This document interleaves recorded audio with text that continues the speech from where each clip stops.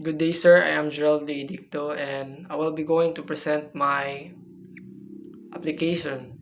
Since the topic that I was assigned is all about contemporary world, so I named the app World Sense. So why World Sense? Since it's all about contemporary world, so it creates a global awareness and understanding about the world. Page. So, ang new user, kailangan niya siya mag-sign in.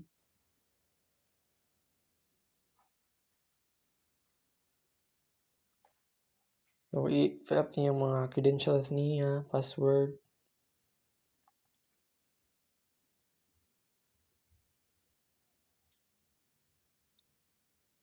And create account.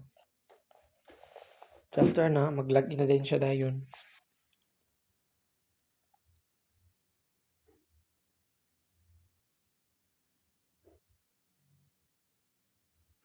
After na, mag-redirect na siya sa student dashboard. So, sa student dashboard, makita din ang mga progress bar, current level, then makita po ang mga all lessons. So, you can scroll it down.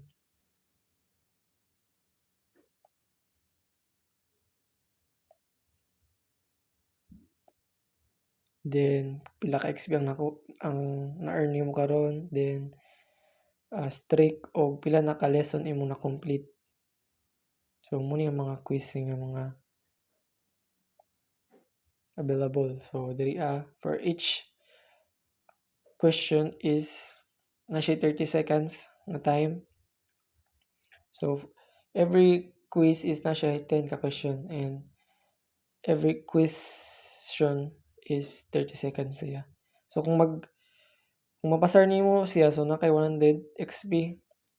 If daily is 50 XP lang imuhang ma-earn. So, diri pasar man. So, makita diri ang XP nga earn, streak o completed. So, diri sa kaning leaderboard, makita diri ang kaning XP based sa imuhang XP nga nakuha tanan or na-collect nimo. That's all. This is the back end of the application. Since I'm using Java, so diri makita ang mga Java files. So diri naka-separate tanan mga specific mga code, specific file para sa kanang ilang lain-lain responsibility. So sa student, nakalayan sa student. So diri pud makita ang mga navigation, mga logic, mga asa niya gipang tawag. And also for sa admin na pod models, adapters. So for this application, nagamit ko kaning quiz seeder. So all the content na mugawas sa student is naka-embedded na siya diri sa katong quiz seeder. And if we're going to scroll down, makita nato ang RIS. So sa RIS nag-contain siya og animation.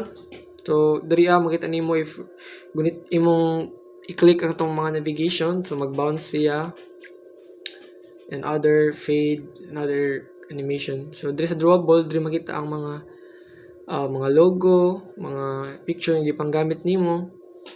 Like for example, this one sa admin nga logo. Mga card colors sa mga card nga gipanggamit nimo. Background. Sa background nagamit na ako gradient. Mga pictures sa katong mga logo sa robot, mga emoji. Another important. So sa mga logo po sa mga button, diri siya nabutang sa drawable. Now for the layout,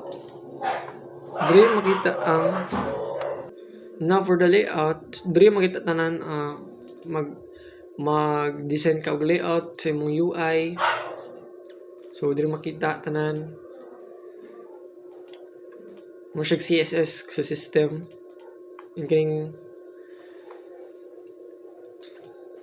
mga question. So tanan diri ani mo makita. And for the build Gradle, so diri nakabutang naka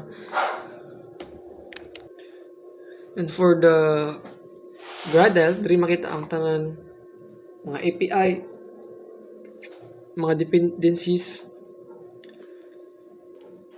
So I'm using Firebase, so diri na makita tong mga implementation no pagtawagon nimo ang Firebase nga authentication, tong Firebase nga database.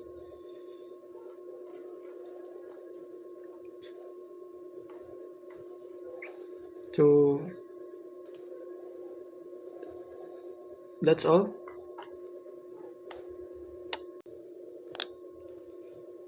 Here's sa manifest naman, makita nato ang Android manifest. So manifest is very important kay di niya ipangtawag tong mga folder, especially katong sa mga student and sa admin. So kung wala diri or absent tong mga